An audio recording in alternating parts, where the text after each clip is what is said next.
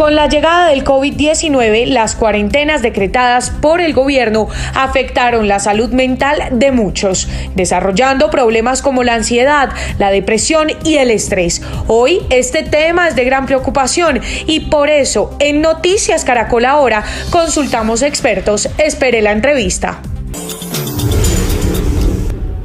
La ansiedad y el estrés han sido dos de los factores que más se han presentado en este tiempo de COVID-19 y es que en su momento con el aislamiento obligatorio también que ordenó el gobierno nacional, pues empezaron a incrementar algunos problemas de salud mental que se han ido agudizando. Por eso la necesidad de buscar ayuda profesional aumentó y es así como plataformas de psicoterapia online ayudan también a aquellas personas que están sufriendo de ansiedad, estrés y también depresión. Y para hablar más acerca de este tema hacemos contacto a esta hora aquí en Noticias Caracol Ahora con Camilo Arbeláez, psicólogo clínico y CEO de Enterapia.co. Camilo, buenas tardes, bienvenido a Noticias Caracol Ahora y empiezo preguntándole, dentro de las generaciones afectadas, ¿cuál es el rango de edad que más sufre por la depresión, la ansiedad y el estrés? Buenas tardes.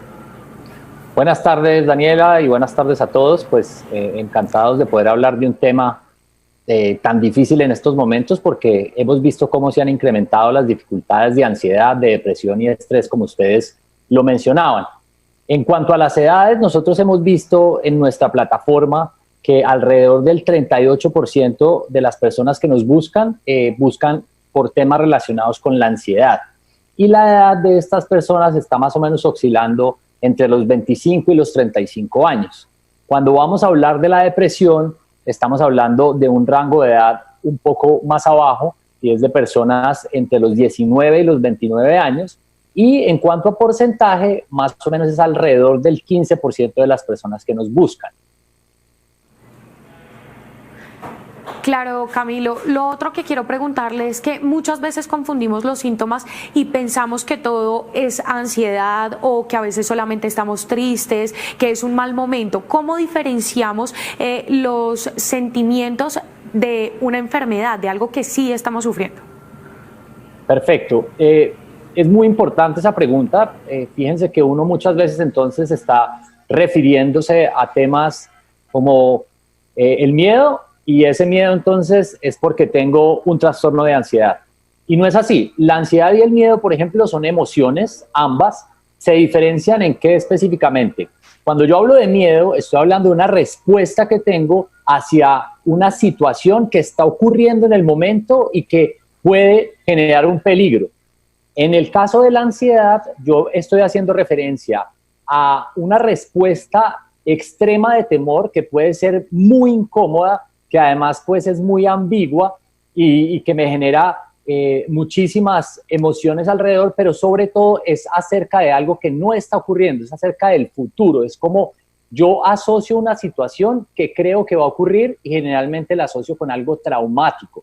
Entonces, la diferencia ya más clara ahí es que las personas dejan de funcionar o empiezan a tener problemas en su funcionamiento en la vida, en términos de pareja, en términos familiares, en términos laborales, en términos sociales.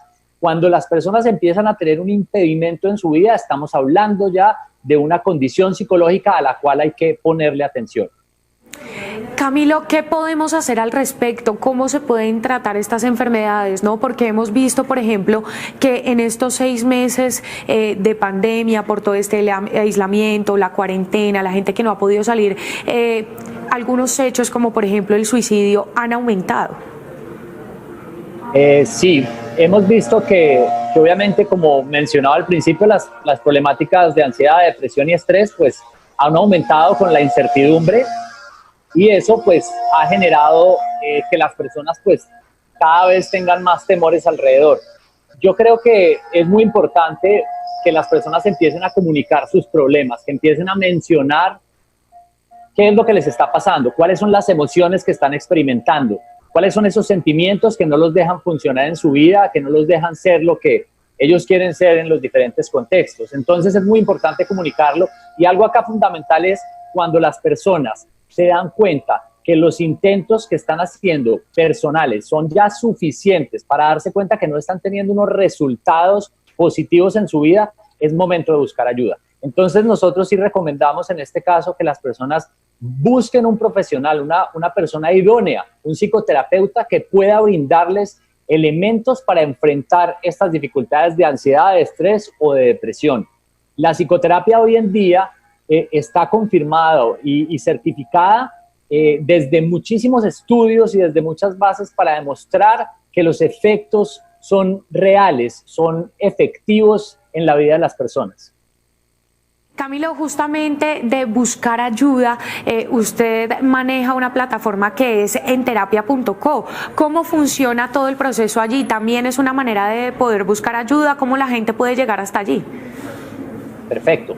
A nosotros nos pueden encontrar en Enterapia de muchas maneras, a través de las redes sociales. Incluso es muy importante que en nuestras redes sociales estén siguiéndonos para recibir contenido de valor que les pueda ayudar en diferentes situaciones de la vida.